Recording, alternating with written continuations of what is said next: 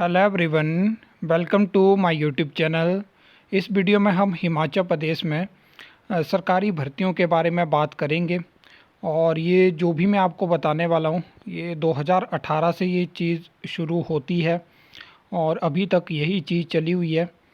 अपनी personal analysis के हिसाब से मैं आपको हर एक चीज़ बताने वाला हूँ। हो सकता है बहुत सारे लोग मेरी बताई हुई चीज़ों से एग्री भी ना हो, तो आप अपना जो भी ओपिनियन है वो कमेंट सेक्शन में लिख के बता सकते हो। अगर मैं बात करूं, जितने भी सरकारी विभाग हैं, कोई बोर्ड है, कॉरपोरेशन है, क्या हो रहा है कि जो छोटे डिपार्टमेंट हैं और कॉरपोरेशन है, बोर्ड है, वहाँ पे कुछ ऐसी वैकेंसी भी निकलती है जिसके बारे में बहुत कम लोगों को पता चलता है, या वहाँ पे आउटसोर्स बेसिस पे सारा काम चला हुआ है। और जो बड़े विभाग हैं जैसे कि पीडब्ल्यूडी है, यहाँ पे क्या हो रहा है कि 2018 के बाद आप रिक्रूटमेंट उठा के देखो कि कितनी रिक्रूटमेंट पीडब्ल्यूडी विभाग में हुई है। मैं आपको पर्सनल एनालिसिस के हिसाब से बता रहा हूँ कि इतनी रिटायरमेंट हर महीने हो रही हैं पीडब्ल्यूडी में, तो क्या उतनी भर्तियाँ हिमाचल प्रदेश में हो रही हैं जिस हिसाब से रिटायरमेंट हो रही है? क्योंकि कैडरे तो वही है, ऐसा नहीं है कि एक्सेस में कोई रिक्रूटमेंट करी जा रही है या कुछ और चीज़ें हो रही, क्योंकि कैडरे तो वही है। लेकिन क्या हो रहा है कि जो बड़े विभाग हैं वो क्या कर रहे हैं, फंड तो इनके पास आता रहता है, तो ये क्या करते हैं कि उस काम को या तो फिर मतलब प्राइवेट बेसिस पे काम चला रहे हैं, और वहाँ पे काम आता है फंड जो आया होता है इनके पास।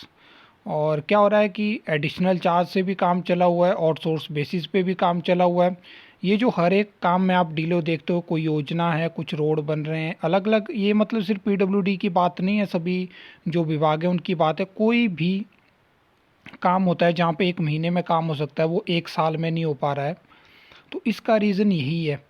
लेकिन अब सरकारें, पीछे बीजेपी की सरकार थी जहाँ पे जो भर्तियां थी वो बहुत कम निकली, ज़्यादा निकल सकती थी वो, और जैसे कांग्रेस सरकार आई तो यहाँ पे पेपर लीक का मामला हो गया और उसके बाद इन्होंने आयोग को बंद कर दिया।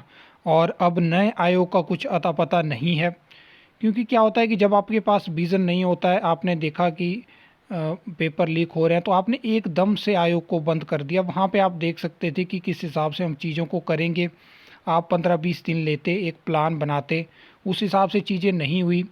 सरकारी विभाग धीरे धीरे खाली हो रहे हैं। मतलब यहाँ पे कुछ लोगों के मन में ये भी थॉट आएगा कि प्राइवेट जॉब्स भी तो हैं, लेकिन वही प्राइवेट जॉब में लगे हुए इंसान को कभी किसी सरकारी विभाग में कोई काम करवाने जाना पड़ता है, फिर पता चलता है कि वहाँ पे वो पोस्ट ही खाली है और वो एक दिन का काम के लिए आपको 10 दिन अपने वेस्ट करने पड़ते हैं। तब आपको रियलाइज़ होता है कि अगर समय रहते हमने आवाज़ उठाई होती कि सरकार भर्ती करे।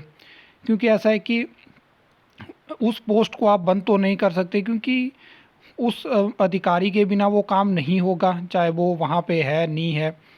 और अगर आप बोलोगे, मतलब हम, क्या होता है, ज़िंदगी में कुछ फेजेस होते हैं, इस टाइम पे हम उस पड़ाव पे पहुंच चुके हैं। अगर हम अपने हिमाचल प्रदेश की बात करें तो यहाँ पे क्या हो रहा है कि सरकार को हमें खुद बताना पड़ रहा है। ये पिछले 2-3 सालों की मैं आपको स्टोरी बता रहा हूँ कि हमें बताना पड़ रहा है कि यहाँ पे इस डिपार्टमेंट में आरटीआई लेके, हम क्यों आरटीआई लेते हैं। आप इस चैनल पे देखते होंगे बहुत सारी आरटीआई रिप्लाई आपको देखने को, हम क्यों आरटीआई लेते हैं, हम आपको बताते हैं वो आंकड़े, उनमें फ्लक्चुएशन कितनी होती है, फिर जो विधानसभा में वहाँ पे डेटा प्रोड्यूस करा जाता है वहाँ पे क्या फ्लक्चुएट है, क्या चीज़ें अलग हैं।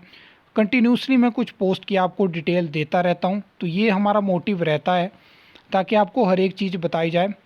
इसमें ये भी, मैं, बहुत सारे लोगों का सवाल रहता है कि आरटीआई आप बता रहे हो वैकेंसी तो नहीं आ रही, तो मेरा यहाँ पे मोटिव रहता है कि मैं आपको बताऊँ कि इस पोस्ट की, इस डिपार्टमेंट में इतनी वैकेंसी वैकेंट है, उसके बावजूद सरकार वैकेंसी नहीं निकाल रही है। अब ये काम तो सरकार का है, या डिपार्टमेंट भी अपनी तरफ से प्रपोजल भेजता रहता है। एट द एंड सरकार को देखना है कि किस तरह से हम सरकारी विभागों, बोर्ड, कॉरपोरेशन को चलाएं, कहाँ पे किस भर्ती की ज़रूरत है, समय रहते भर्तियां करें। ये क्या करते हैं कि लास्ट जो इलेक्शन ईयर होता है उसमें जाके बहुत सारी भर्तियां एडवर्टाइज़ कर देते हैं, फिर जो नई सरकार आती है वो क्या करती है, वो उन भर्तियों को रोक देती है या कुछ कर देती है, डिले कर देती है। वहाँ से क्या हो रहा है कि धीरे धीरे एक रफ्तार होती है ना सरकारी जो रिक्रूटमेंट रहती है भर्तियों की, उसको धीरे धीरे धीरे स्लो कर दिया बीजेपी ने।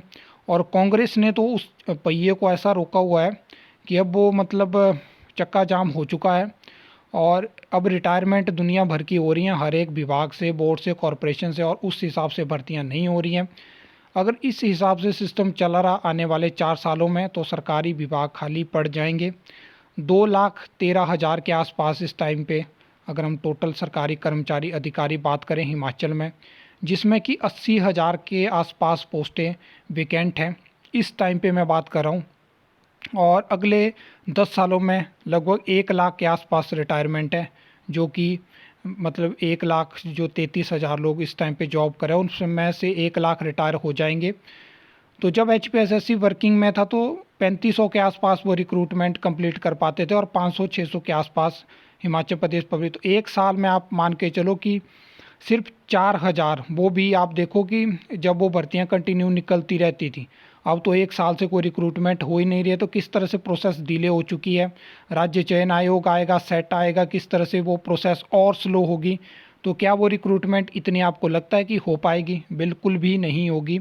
तो ये चीज़ें मैं आपको बताना चाहता था कि इस तरह से क्या हाल है, क्या सच्चाई है, आपके लिए जानना बहुत ज़रूरी है। आई होप आपको ये वीडियो अच्छी लगी होगी, इन्फॉर्मेटिव लगी होगी। तो वीडियो को लाइक, कमेंट, शेयर कर सकते हो, चैनल को सब्सक्राइब कर सकते हो फर्दर न्यू अपडेट्स के लिए।